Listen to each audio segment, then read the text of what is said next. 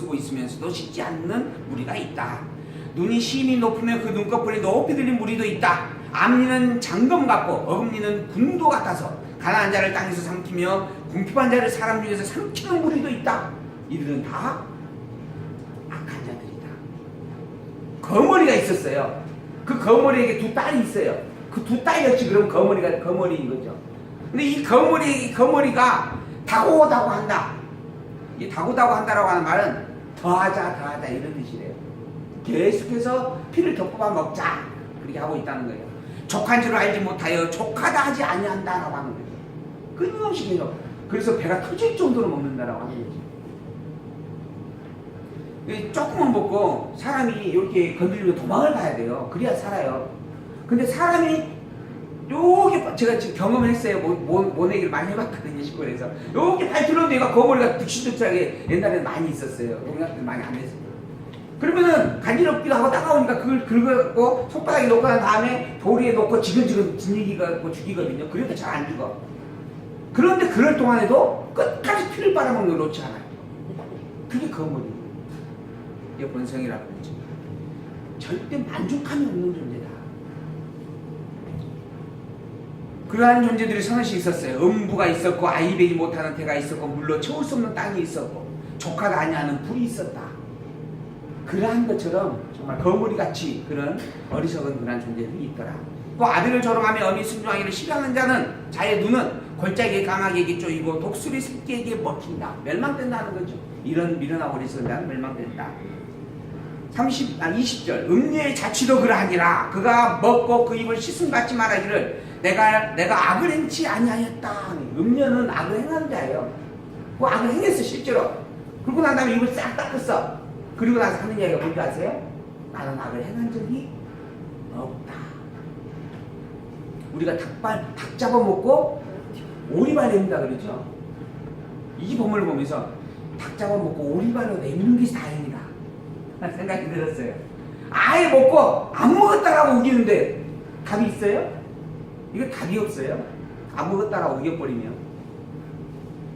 차라리 나 닭 잡아먹은 게 아니고 오리 잡아먹었어. 오리 발이라도 내밀면 그러면은 그나마 좀 그것도 앞뒤가 안 맞는 일이긴 하지만은 근데 음녀는 그러지 않아요. 음녀는 아예 먹고 난 다음에 입을 딱 씻고 이야기합니다. 나는 악을 절대로 행치 않았느니라. 그래서 결국 세 번째 만에 이번에 구속이 됐더라고요. 첫 번째 갔을 때도 나는 절대 행한 적이 없다. 두 번째 가서도 절대 행한 적이 없다. 그러나 이번에 어쨌든 구속이 됐어요.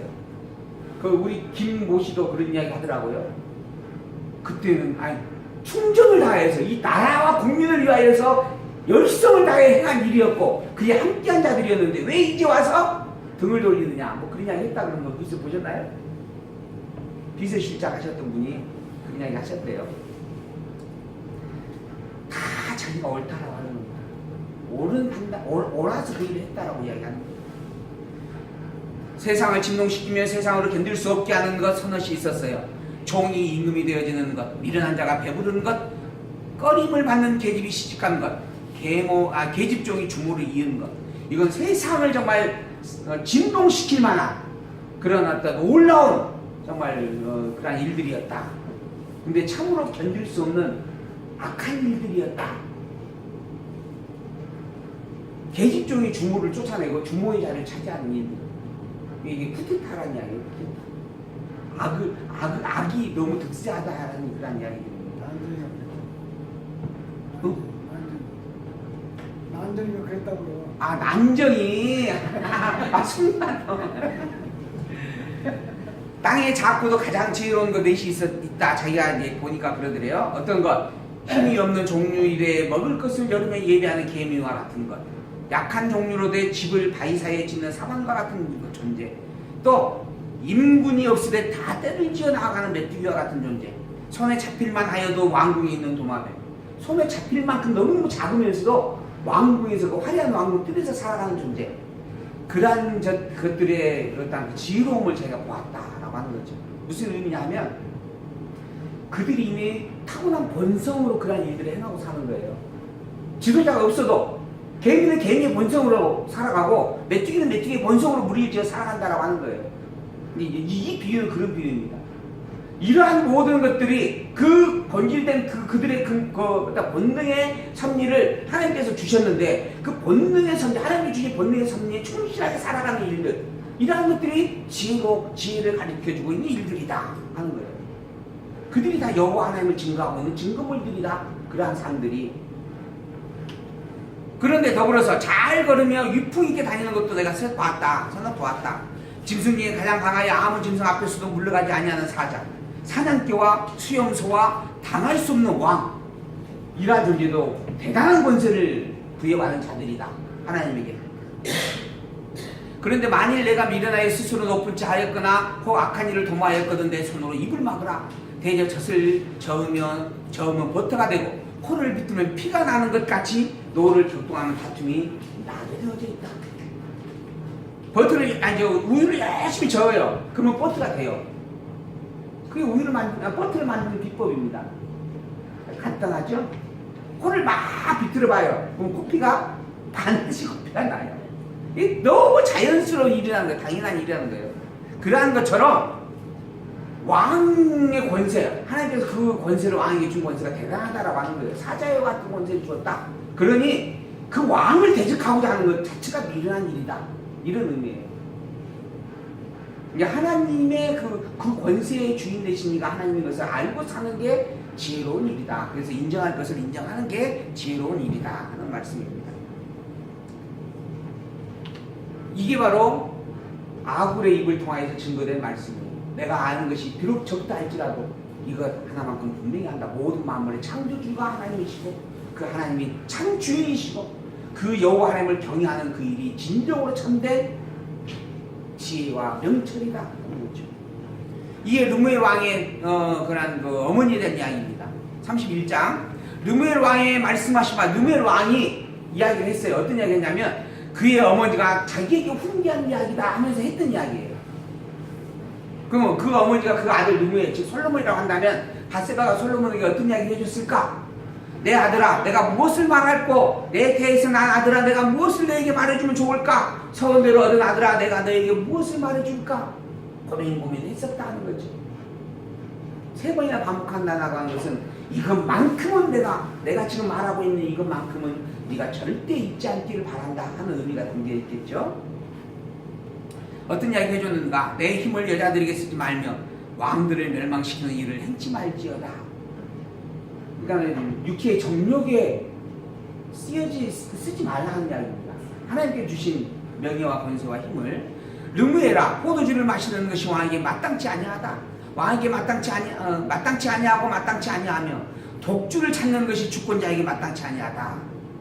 왕이라고 하는 존재가 포도주를 의지하고 독주를 의지하여 통치한다고 하는 것이 마땅치 않다 하는 겁니다. 술을 마시다가 법을 잊어버리고 모든 간곤한 백성에게 공의를 굽게 할까 두렵다.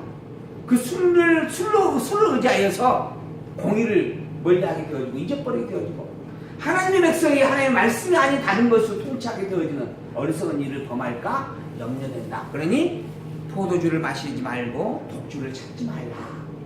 그리고 여자들에게 힘을 쓰지 말고 전쟁을 좋아하지 말라. 이 모든 만물의 주인이 하나님의 것을 인정하고 하나님의 뜻을 분별하는 일에 열정을 내기를 바란다 하는 거죠. 독주는 죽게 된 자에게, 포도주는 마음에 근심한 자에게 줄지어다. 죽을 자에게 주고 마음에 근심이 가득 찬 자에게 주라. 그래서 술을 먹으면요 일단 순간의 그 아픔과 고통과 시련들을 잊어먹을 수가 있어요. 그래서 괴로움을 잊기 위해서 술을 먹는다라고 이야기를 하죠. 그런데 문제는 그 괴로움이 술 먹으면 잊어지는가? 잊어지지가 않아요. 그 순간 잠시 망각되어서 감추어진 것이지 영원히 없어지는 게 아니에요. 사라지게 하는 게 아니라는 이야기죠. 그저 현실 도피일 뿐이다라고 하는 겁니다. 그리고 술이 깨어지면 또 그 시련 속에 머물러 있는 거예요. 그러니까는 또 그 시련을 겪고 싶지 않으니까는 그런 고민 속에 갈등 속에 스트레스 받고 싶지 않으니까 술을 또 찾아. 그래서 아예 술 독에 빠져 사는 거예요. 이걸 우리가 술에 쪄들었다 이제 이렇게 표현하는 거죠. 술에 중독되어졌다. 그러니까 술이라고 하는 것은 해결점이 아니에요. 내 시련과 아픔과 고통을 감싸줄 수 있는 위로는 어디에 있다? 여호와 하나님에게 있다. 너는 벙어리와 그는 마시고 빈궁한 것을 잊어버리겠고 다시 그 고통을 기억하지 아니하리라 그랬죠. 근데 너는 벙어리와 고독한 자의 송사를 위하여 입을 열지니라. 너는 입을 열어 공의로 재판하여 간사한 자와 궁핍한 자를 신원할지어다. 이게 술에 의지하지 말고 공의로 행하라. 누가 현숙한 여인을 찾아 얻겠느냐? 그 값은 진주보다 더한 현숙한 여인 여호와 하나님을 아는 자, 그러한 자를 안으로 얻는 게 축복이다. 그런 자의 남편의 마음은 그를 믿나니 산업이 핍절치 아니하겠고 그런 자는 살아있는 동안에 그 남편에게 선을 행하고 악을 행치 아니한다. 여호와를 경외하는 자, 그로 말미암아 가족의 화평을 이루고 서로의 사랑을 이루게 되어진다.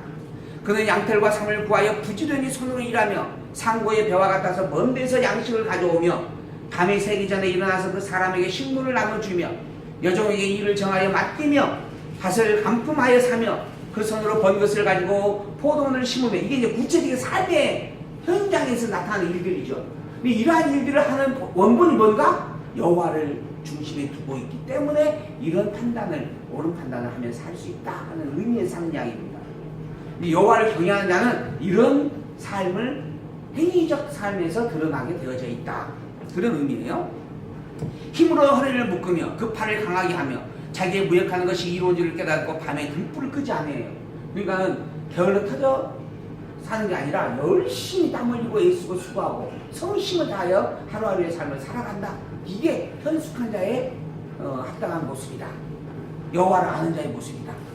하나님께서 다 정해 오셨어요. 다 하실 거 아니야? 그러니까 난 아무것도 안 해도 돼? 이것과는 전혀 정반대 이야기죠. 매 순간순간마다 최선을 다하며 살아가는 그러한 현숙한 자, 여호와를 경외하는 자의 모습이다. 손으로 손뭉치를 들고 손가락으로 가락을 잡는다. 그는 간구한 자에게 손을 펴며 궁핍한 자를 위하여 손을 내밀며 자기 삶을 위하여 열심히 일을 하고 더불어 베풀기도 하는 자다. 그 집 사람들은 다 홍색 옷을 입어 그 사람으로 말미암아 그 집에 머물러 있는 자가 다 평안함을 누리게 된다 하는 거죠. 그래서 눈이 와도 그는 집사람을 위하여 두려워하지 아니하며 그는 자기를 위하여 아름다운 방석을 지으며 세마포와 자석옷을 입으며 남편은 그 땅의 장로로 더불어 성문에 앉고 사람이 아는 바가 되며 그는 배로 옷을 지어 팔며 띠를 만들어 상고에 맡기며 능력과 존귀로 옷을 삼고 후일을 웃으며 입을 열어 지혜를 베풀며 그 혀로 인내의 법을 말한다. 이러한 일들의 본질이 여호와 말씀에 있다라고 하는 의미예요. 늘 말씀을 상고하고 말씀과 더불어 살아가면서 이러한 일들을 행하고 있는 자들이다. 그래서 덕행 있는 여자가 많으나 그대는 여러 여자보다 뛰어나다 하느니라. 여호와를 경외하는 것, 이 덕을 행하며 사는 것도 참 좋은 일이지만 여호와를 경외하는 그것이 본질이고 참되다. 고운 것도 거짓되고 아름다운 것도 헛되나 오직 여호와를 경외하는 여자 그러잖아요. 착한 일을 많이 하고 사는 것도 참 악한 일을 행하는 것보다 나은 일이지만 그러나 여호와를 경외하는 그것이 최고다. 여호와를 경외하는 그것에 기준을 두고 본다면 고운 것이나 아름다운 것도 헛되다라고 말할 수밖에 없는 일이다. 그래서 이제 잠언서가 나옵니다. 전도서가 나오는데 전도서의 시작이 뭐예요? 헛되고 헛되며 헛되고 헛되니 모든 것이 헛되도다. 그렇게 시작을 하잖아요. 그래서 시작을 그렇게 하는 겁니다. 여기 지금 잠언서에서 헛되다라고 하는 거예요. 헛되다. 그럼 뭐가 헛된가? 여호와를 경외하지 않고 살아가는 그 일이 헛되다 하는 거예요. 그러면 반대로 여호와를 경외하고 사는 그 일은 참되다 하는 거예요. 참되다. 그러면은 전도서에서 헛되고 헛되다 이거 뭐 말이겠어요? 헛되고 헛되다. 해아래 수고, 인생의 수고가 다 헛되다. 뭐 말이겠어요? 여호와를 경외하지 않고 사는 그 삶이 다 헛되다 아니야. 반대로 그러면 여호와의 행사는 영원하다. 여호와의 영원한 행사는 참되다라고 이야기해요. 그 여호와의 영원한 행사가 뭔가? 여호와의 행사는 영원하다. 그런데 여호와의 행사는 뭔가? 제가 우리 하진님한테 그 이야기를 했지만 이 세상 모든 것을 창조하신 게 하나님이에요. 창조하신 모든 것을 다 작정해 놓으셨고 작정한 것도 다 주관하에 이루고 계신 이가 또 하나님이에요. 그러니까 이 세상에 있는 모든 것이 다 하나님의 섭리예요. 그렇죠? 근데 그 하나님의 섭리가 다 영광이 영원하다 그랬어요. 영원하다 그랬어요. 근데 문제는 이 하나님의 섭리 가운데 해 아래서 있는 일들이 있어요. 어떤 것이 해 아래서 있는 일인가? 창조된 이후로 모든 것이 해 아래 있는 일이죠. 근데 해 아래 있는 일이 다 헛되돼요. 그럼 뭐가 돼요? 해 아래에서 일어나는 모든 일이 다 하나님의 영광스러운 일인데 또 더불어서 해 아래 있는 일이 헛되돼. 말이 안 맞잖아요. 그 말의 의미가 뭔가?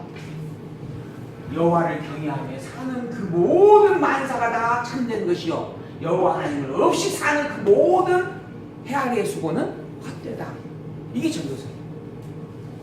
그래서 피조된 모든 것은 다 헛되다. 저를 이렇게 오해하는 경우들이 있더라고요. 저도 그렇게 오해했던 부분이 있었고, 근데 피조된 세계가 헛되다라고 하는 말이 아니라 여호와 없이 사는 삶은 헛되고 여호와를 알고 사는 것이 참되다.